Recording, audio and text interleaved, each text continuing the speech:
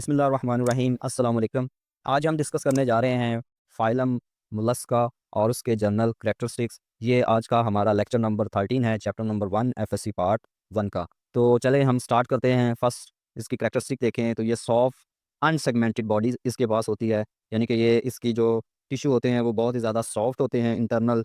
और इसके इंटरनली अगर हम इसकी बॉडी देखें यहाँ पे, तो इसके अंदर कोई भी आपको सेगमेंट नज़र नहीं आएगा, तो इसलिए इसको अनसेगमेंटेड कहते हैं। ये ज़्यादातर पानी में रहता है, एक्वेटिक होता है। और कुछ ऑर्गेनिज्म हैं जो इसके खुश्की पर भी रहते हैं, लेकिन वो उस खुश्की वाले एरिया में रहेंगे जो ज़्यादा नमी वाला होगा, मॉइस्ट एरिया होगा।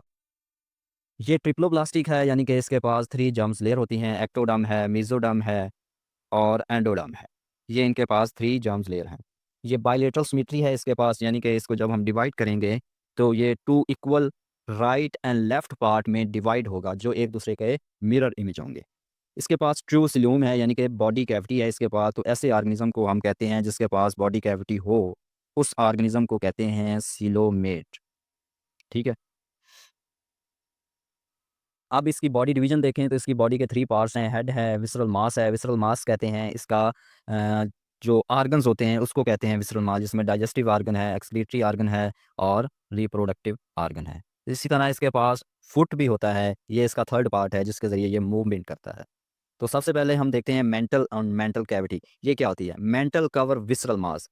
ये एक टिश्यू है मेंटल, ठीक है, जो मेंटल कैविटी को कवर करता है, जो मेंटल कैविटी को ऑर्गन से सेपरेट करता है। ठीक है, यानी कि ये मेंटल कैविटी कहाँ पाई जाती है? Mantle cavity lies between mantle and visceral mass, यानी कि इसके जो ऑर्गन हैं और मेंटल टिश्यू के दरमियान जो स्पेस होती है उसको मेंटल कैविटी कहते हैं। ठीक है। Secrete calcareous shell.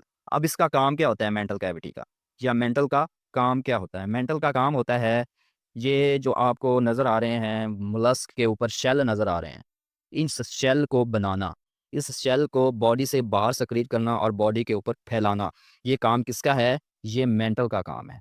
ठीक है। और मेंटल कैविटी का काम क्या होता है? मेंटल कैविटी इसकी रेस्पिरेशन में भी, एक्सक्रीशन में भी हेल्प करती है। नेक्स्ट है फीडिंग।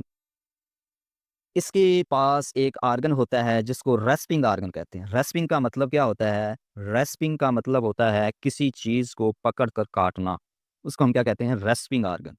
रेडुल्ला, ये एक ऐसा ऑर्गन है जो इसके फूड को पकड़ने में इसकी हेल्प करता है, लेकिन ये सब में नहीं पाया जाता। सिर्फ एक ऐसी क्लास है इस फाइलम मोलस्का की, फाइलम क्लास बाइवाल्विया, इसके पास रेडुल्ला नहीं होता, बाकी सबके पास होता है। इसका अगर सर्कुलेटरी सिस्टम देखें तो इसका circulatory system open blood circulatory system होता है, सब में नहीं होता। सिर्फ एक ऐसी क्लास है जिसके पास क्लोज सर्कुलेटरी सिस्टम होता है, वो है सिफेलोपोड। बाकी सब में ओपन सर्कुलेटरी सिस्टम होता है, जिसमें कोई वेन्स वगैरह नहीं होती। अगर हम इसका हार्ट देखें तो हार्ट इसके हार्ट के अंदर एक वेंट्रिकल होता है और 2 ऑरिकल्स होते हैं। ये अगर हम देखें तो ये इसका हार्ट। ठीक है।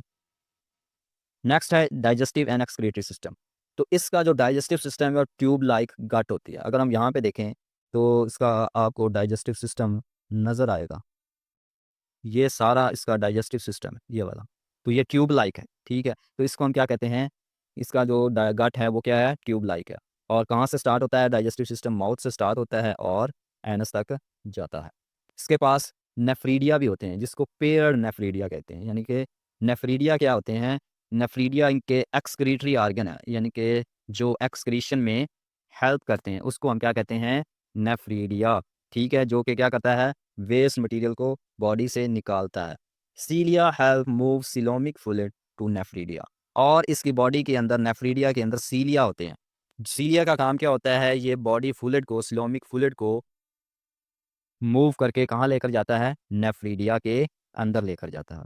अगर यहाँ पे आप देखें तो यहाँ पर आपको जनरल सिर्फ ऑर्गन्स ही दिखाए गए हैं, जो कि अभी आपने ये जनरल हम करैक्टरिस्टिक्स पढ़ रहे हैं। नेक्स्ट चैप्टर्स के अंदर हम इसको डिटेल में डिस्कस करेंगे। नेक्स्ट आ जाएँ जी रेस्पिरेटरी एंड नर्वस सिस्टम। तो अगर हम इसका नर्वस सिस्टम देखें तो नर्वस सिस्टम इसका सबसे पहले रेस्पिरेटरी सिस्टम देखें तो इनके पास गिल्स होते हैं, जिनके ज़रिए से साँस लेते हैं, यानी कि गैसेज़ एक्सचेंज करते हैं। आगे हम इसका नर्वस सिस्टम देखें तो नर्वस सिस्टम में इसके पास 3 पेयर ऑफ गैंग्लिया होते हैं। गैंग्लिया क्या है? मैंने आपको बताया था कि गैंग्लिया उसे कहते हैं जो कि न्यूरॉन का गुच्छा होता है। बहुत सारे न्यूरॉन मिलकर एक गैंग्लिया बनाते हैं, तो ठीक है, उसको हम गैंग्लिया कहेंगे। और वो 3 पेयर ऑफ गैंग्लिया कहाँ-कहाँ होंगे? एक पेयर होगा हेड के अंदर, दूसरा पेयर होगा विसरल मास के अंदर और थर्ड पेयर होगा फुट के अंदर। इसके पास नर्व कॉर्ड्स भी होती हैं, जो एक गैंग्लिया को दूसरे गैंग्लिया के साथ कनेक्ट करती हैं। कनेक्शन का काम नर्व कॉर्ड्स का होता है, ठीक है? जो एक गैंग्लिया को दूसरे गैंग्लिया के साथ कनेक्ट करती हैं।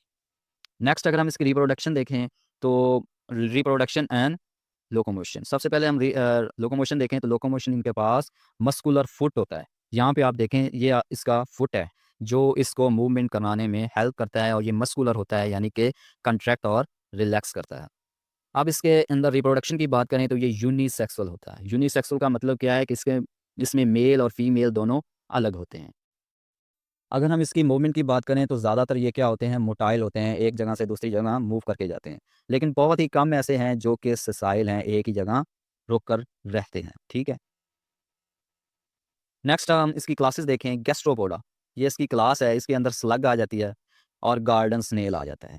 ये आप देखें, ये स्लग है और ये गार्डन स्नेल है। ये क्लास गैस्ट्रोपोडा में आते हैं। नेक्स्ट इसकी क्लास देखें, तो बाइवाल्विया है, इसमें मसल आ जाएंगे, ऑयस्टर आ जाएंगे। ये बाइवाल्विया की क्लास मसल है और ये ऑयस्टर है, ठीक है?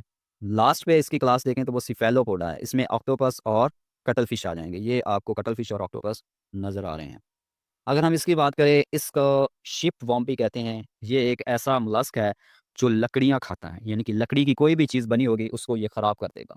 दीमक की तरह उसको खा जाता है।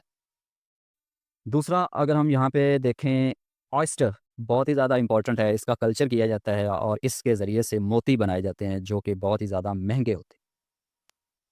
नेक्स्ट है ऑक्टोपस, जो इम्पोर्टेंट है उसके बारे में आपको बता रहा हूँ। ऑक्टोपस ये दुनिया का एक ऐसा इन्वर्टिब्रेट है जो सबसे ज़्यादा इंटेलिजेंट है, और इसका दूसरा नाम, इसको डेविल फिश भी कहते हैं, ठीक है? ये कार्निवोरस होता है, ख़तरनाक होता है और ये शिकार करता है। ये इसके टेंटिकल्स होते हैं जिसके ज़रिए ये शिकार को पकड़ता है। तो ये था आज का हमारा topic, general characteristics of phylum Mollusca. उम्मीद है इसकी समझ आपको आई होगी और आपको ये लेक्चर पसंद आया होगा। इस लेक्चर को अपने दोस्तों के साथ शेयर करें और हमारी वीडियो को लाइक करें। Thank you.